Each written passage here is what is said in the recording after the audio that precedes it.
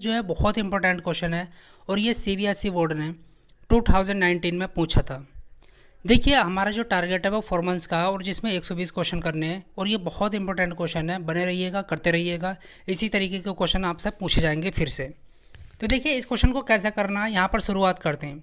Find the value of के की value निकालनी है। इस तरीके के क्वेश्चन बहुत आते हैं कि पी की वैल्यू निकालो, के की वैल्यू निकालो, क्यू की वैल्यू निकालो।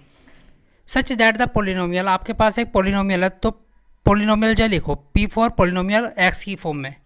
तो वो क्या चीज़ है, वो ये है एक्स स्क्वायर माइनस के प्लस 6 एक्स प्लस 2 के माइनस 1। ये आपके पास पोलिनोमियल है। अब इसी के नीचे आपको तुरंत जो है एक स्टैंडर्ड क्वाड्रेटिक पोलिनोमियल लिखनी है। ठीक है, ये कैसी पोलिनोमियल है?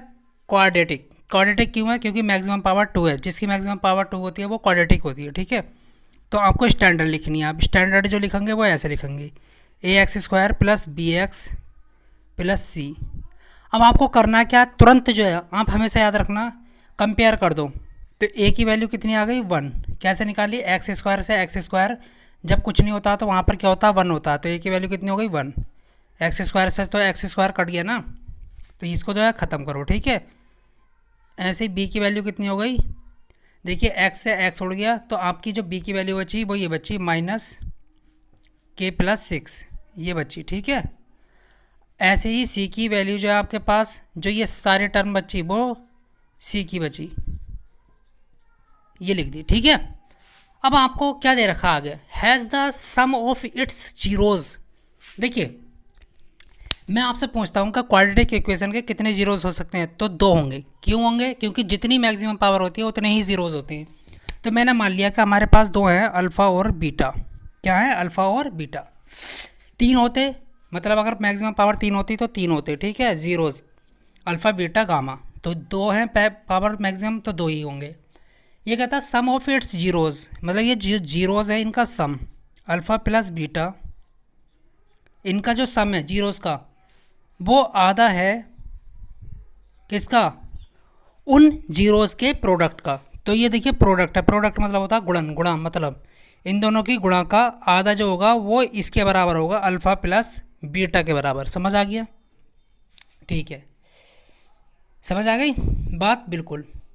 अब ये कहता है, क्या कहता है कि मतलब के की वैल्यू निकालनी है। तो कैसे? अब देखिए अल्फ़ा प्लस बीटा और अल्फ़ा डॉट बीटा की वैल्यू हमारे पास तो है नहीं, कैसे निकालेंगे? आपको पता होना चाहिए कि सम ऑफ ज़ीरोज़ जो होता है वो होता है आपका माइनस का बी अपॉन ए, और प्रोडक्ट ऑफ ज़ीरोज़ जो होता है आपके पास वो होता है सी अपॉन ए। यही चीज़ होती है ना। अब ये चीज़ उठा के यहाँ पर रख दो, तो अल्फ़ा प्लस बीटा के प्लेस पर क्या रखोगे आप?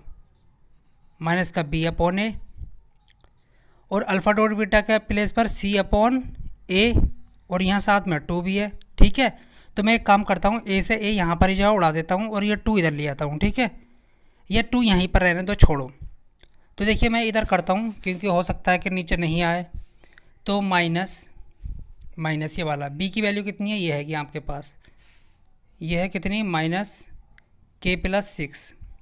ये नीचे तो कुछ नहीं है। ठीक है, इजिकल टू सी की वैल्यू कितनी है? यहाँ पर ये है 2 के माइनस 1 अपॉन 2। भाई नीचे 2 है ना, तो 2 से 2 कैंसिल आउट हो गया, माइनस से माइनस उड़ गया, तो आपके पास जो है के प्लस 6 आया और 2 के माइनस 1।